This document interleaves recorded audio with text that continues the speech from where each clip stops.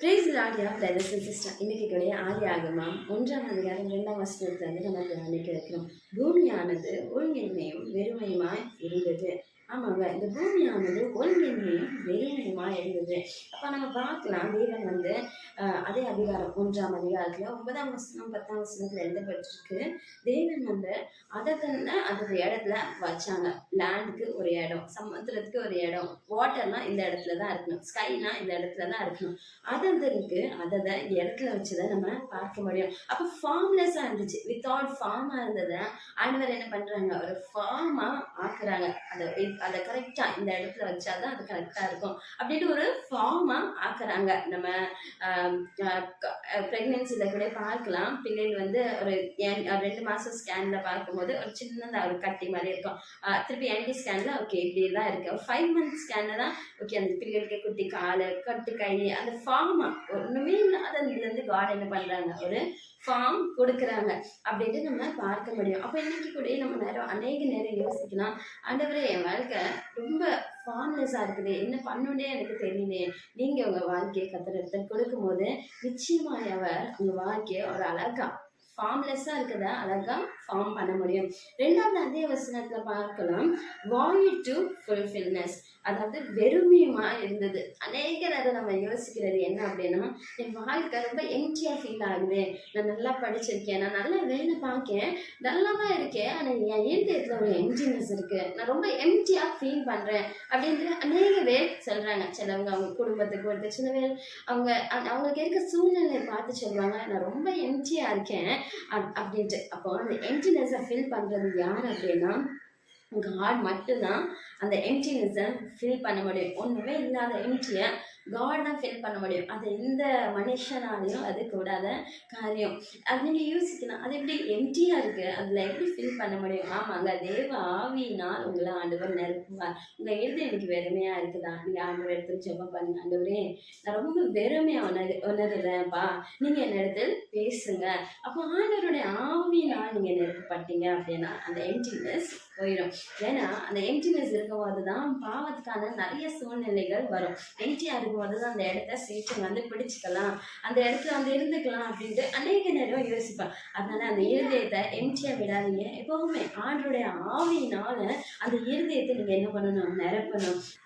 வாசிக்கிறேன் எபேசியர் 5ஆம் அதிகாரம் 18ஆம் வசனத்தை, but be filled with the spirit, அதாவது ஆவியினால் நிறைந்து அப்படின்ட்டு எழுதப்பட்டிருக்கு. அப்போ அந்த எம்டினஸை நீக்கிறதுக்கு நம்ம என்ன பண்ணணும், தேவனுடைய ஆவியினால நம்ம என்ன பண்ணணும், நிரம்பணும். அப்போ அந்த ஆவியினால நம்ம நிரம்பும் போது நிச்சயமா அந்த எம்டினஸ் என்ன பண்ணும், போயிடும். 3வது பார்க்கலாம், அங்கே ஃபுல் டார்க்னஸ் இருந்தது, ஒன்றின்மையும் வெறுமையும். அதே வசனத்தில் எழுதப்பட்டிருக்கு, இருளுமா இருந்தது. அந்த இடத்துல ஒண்ணுமே இல்லை, ரொம்ப இருள் அப்படியா இருந்தது.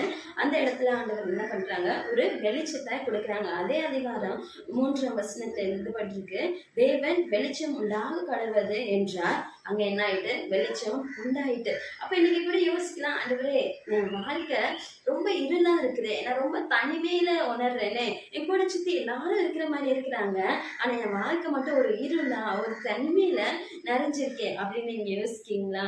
இப்போ ஆண்டவருடைய சமூகத்துல இருந்து ஜெபம் செய்யுங்க, ஆண்டவரே இந்த சூழ்நிலைகளை என்ன பண்ணுங்க, மாற்றுங்க. அந்த வெறுமையா இருக்கத, இந்த இருளா இருக்கத நீங்க என்ன பண்ணுங்க, ஒரு வெளிச்சத்துல மாற்றுங்க அப்படின்னு நீங்க சொல்லி செபிக்கும் போது நிச்சயமா ஆண்டவர் அவங்க வாழ்க்கையில இருக்க இருளை நீக்கி ஒரு வெளிச்சத்தை தர முடியும். இருள இருக்கிறவங்களுக்கு வெளிச்சத்துல ஒரு பெரிய சந்தோஷம், அந்த டிஃபரன்ஸ் நம்ம பார்க்க முடியும். அப்படி தானே? இப்ப நீங்க உங்க கணவருக்காக ஒரு 10 வருஷமா, ஆண்டவரே என் கணவர் ரட்சிக்கப்பட மாட்டாங்க, குடியினால இருக்கிறாங்க, ஆண்டவரே என் மகள் ரட்சிக்கப்பட மாட்டா, ஆண்டவரே ஆலயத்துக்கு கூட வரமாட்டா அப்படின்ட்டு நீங்க இருக்கிறீங்களா? நீங்க நினைக்கிறீங்களா உங்க பிள்ளைகளோட வாழ்க்கை, உங்க கணவரோட வாழ்க்கை ஒரு இருள இருக்குது அப்படின்னு நீங்க நினைக்கிறீங்களா? நீங்க அவங்களுக்காக ஜெபம் செய்யும்போது நிச்சயமா ஒரு வெளிச்சத்தை ஆண்டவர் கொண்டு வர முடியும். 3 காரியத்தை பொறுத்து கூட இன்னைக்கு நம்ம தியானிச்சோம். வித்தவுட் ஃபார்ம் டு ஃபார்ம், அதாவது ஒண்ணுமே, அதாவது ஒரு ஃபார்ம்லெஸ்ஸா இருந்ததை ஆண்டவர் என்ன பண்ணாங்க, ஒரு ஃபார்முக்கு கொண்டு வந்தாங்க. ஒழுங்கின்மையா இருந்ததை அதை கரெக்டா வைக்க வேண்டிய இடத்துல ஆண்டவர் ஃபார்ம் பண்ணாங்க. 2வது வாயிட் டு ஃபுல்னஸ், வெறுமையா இருந்ததை ஆண்டவர் என்ன பண்ணாங்க, நிரப்புறாங்க. இன்னைக்கு நீங்க யோசிக்கலாம், ஆண்டவரே என் வாழ்க்கை வெறுமையா இருக்கு, நீங்க என்ன பண்ணுங்க, ஆவியினால என் வாழ்க்கை என்ன பண்ணுங்க, நிரப்புங்க. 3வது நத்திங் டு சம்திங், ஒண்ணுமே இல்லை, டார்க்னஸா இருக்கு, அங்க ஒண்ணுமே தெரியக்கூட செய்யாது அப்படின்னு யோசிக்கலாம். ஒண்ணுமே இல்ல அந்த இடத்துல, நத்திங்கா இருக்கு. அங்க இருந்து ஆண்டவர் என்ன பண்ண முடியும்? ஒரு சம்திங்கா இருளா இருக்குது, டார்க்னஸா இருக்குது. டார்க்னஸ்ல இருந்து ஆண்டவர் என்ன பண்ண முடியும்? ஒரு வெளிச்சத்தை, டார்க்னஸ் டு லைட்டா கூட காட் தான் நம்ம வாழ்க்கையில மாத்த முடியும். அப்ப நீங்க இதுக்கு என்ன பண்ணணும்னா, ஆண்டவருடைய சமூகத்தை இருந்து ஜெபிக்கணும். ஆண்டவரே இப்படிதான் என் வாழ்க்கை இருக்குது, நீங்க என்ன பண்ணுங்க, மாற்றுங்க. ஆண்டவரே இப்படிப்பட்ட சூழ்நிலையில தான் நான் இருக்கிறேன், நீங்க என்ன பண்ணுங்க, மாற்றுங்க. உங்க இருதயத்துல என்ன நீங்க நினைச்சு கொண்டு இருக்கீங்கன்னு சுத்தி இருக்க மனிதர்களுக்கு தெரியாம இருக்கலாம், சுத்தி இருக்கிறவங்களுக்கு தெரியாம இருக்கலாம். ஆனா இயேசுப்பாக்கு தெரியும், இயேசு கிறிஸ்துவுக்கு தெரியும் நீங்க என்ன நினைச்சு கொண்டு இருக்கிறீங்க, நீங்க என்ன சூழ்நிலைகளை கடந்து வந்துட்டு இருக்கீங்கன்னு தெரியும். இன்னைக்கு நம்ம ஜெபம் செய்வோமா? ஒரு நிமிடம் கண்களை மூடி நம்ம ஜெபம் செய்வோம். அன்புள்ள தகப்பனே, உங்களுக்கு நாங்கள் நன்றி செலுத்திக்கிறோமாப்பா. இந்த சாயங்கால வேலையிலே கூட தகப்பனே, நாங்கள் ஒரு 3 காரியத்தை கூட இசப்பா கொடுத்து தியானிச்சோம். இசப்பா நீங்கள் மட்டும் அந்த காரியத்தினால எங்களை நிரப்ப முடியும். இசப்பா என் வாழ்க்கை இருளாக இருக்குதே, இசப்பா இந்த இருளில் இருக்கிறத நான் யார்கிட்ட சொல்வேன்ப்பா, நீங்கள் என்னை வெளிச்சத்தின் பாதையில் நடத்துங்கப்பா. இசப்பா அப்படி இசப்பா ஒவ்வொருத்தர் இதை பார்த்து கொண்டு இருக்கிற ஒவ்வொருத்தரும் நினைச்சாங்கன்னா ஆண்டவரே, நீங்கள் அவங்கள வெளிச்சத்தின் பாதையில் நடத்தும்படி ஆயிடுச்சு வீக்கிறேன் ஆண்டவரே. இசப்பா என் வாழ்க்கை வெறுமையாக இருக்குதே, இசப்பா அப்படி சொல்கிற ஒவ்வொருத்தரையும் கூட தகப்பனே, நீங்கள் உங்கள் ஆவியினால நிரப்பும்படி நாங்க ஜெபிக்கிறோம் ஆண்டவரே. இசப்பா எங்க வாழ்க்கை ஒருங்கின்மையா இருக்குதே ஆண்டவரே, இசப்பா நீங்க ஒழுங்குபடுத்துங்க ஆண்டவரே.